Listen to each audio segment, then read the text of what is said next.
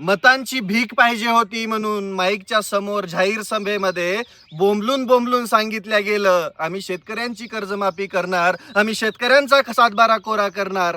भिकारचोट सत्तेत आले आणि त्यांना विसर पडला शेतकऱ्यांचा. शेतकऱ्याची परिस्थिती पहिल्यापासूनच वाईट आहे. दुष्काळ झेलला, आता अवकाळी झेलली, आता सततचा लागून राहिलेला पाऊस पण झेलायचा आहे. पिकं येतील की नाही हे माहीत नाही. आम्ही सरकारकडे काहीतरी मागत असताना काही भांडगुळांच्या बुडाला आग लागते. पण त्यांना एक समजत नाही की आपण जे खातो, आपल्याला जे 3 टायमाला खायला लागतं, ते हे आमच्या शेतांमधूनच उगवतं, ते पिकतं आणि ते तुमच्या ताटामध्ये येतं. आम्ही जर पिकवायचं बंद केलं तर तुम्ही कुठे जाल?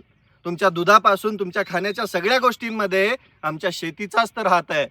आम्ही मागतोय सरकारकडे, त्याचं कारण म्हणजे सरकारनेच सांगितलं होतं, आम्हाला मतदान द्या, आम्ही तुम्हाला कर्जमाफी देऊ, आम्ही तुमचं भलं करू, शेतकऱ्यांना सर्वोच्च ठिकाणी ठेवू. पण आमच्यावरती वेळ काय आली हो? आम्हाला उपोषणाला बसावं लागायला लागलं, आम्हाला हे मागत असताना रडावं लागायला लागलं. काही असेल, इतिहासामध्ये कोणी काही केलं असेल, पण कोणी जर शेतकऱ्याच्या प्रश्नावर आवाज उठवत असेल तर त्याला पाठिंबा देणं आपलं काम आहे. कारण की शेतकरी एकजूट होणं शक्य नाहीये, पण आपल्याला ते आता शक्य करावं लागेल. शेतकऱ्यांनो, राजांनो, आपल्याला कायमस्वरूपी तुच्छ लेखलं गेलंय, कारण की आपल्यामध्ये एकजूट नाहीये. जोपर्यंत आपण एकजूट होणार नाहीत, जोपर्यंत आपण एकत्रित राहून लढा देणार नाहीत, तोपर्यंत आपला न्याय आणि आपला हक्क भेटणारच नाही. आपल्याला कायमस्वरूपी असंच मागास राहावं लागेल. विचार करा, आता हे पीक पेरलंय, या पिकाची काय गॅरंटी आहे हो? जोपर्यंत 3-4 महिने ह्या पिकाला हार्वेस्टिंगला वेळ लागणार आहे, तोपर्यंत ते यायला काय गॅरंटी येते की आमच्या पदरामध्ये पडणार आहे, त्याच्यामधून 2 पैसे भेटणार आहेत? हा लहरी निसर्ग आहे. सरकारचं आमच्याकडे लक्ष नाही. आम्ही कर्जमाफी मागतोय. सरकार, मायबाप सरकारला विनंती आहे, आमचे मुर्दे पडायच्या आधी आमच्याकडे लक्ष द्या आणि प्लीज आमची कर्जमाफी करा.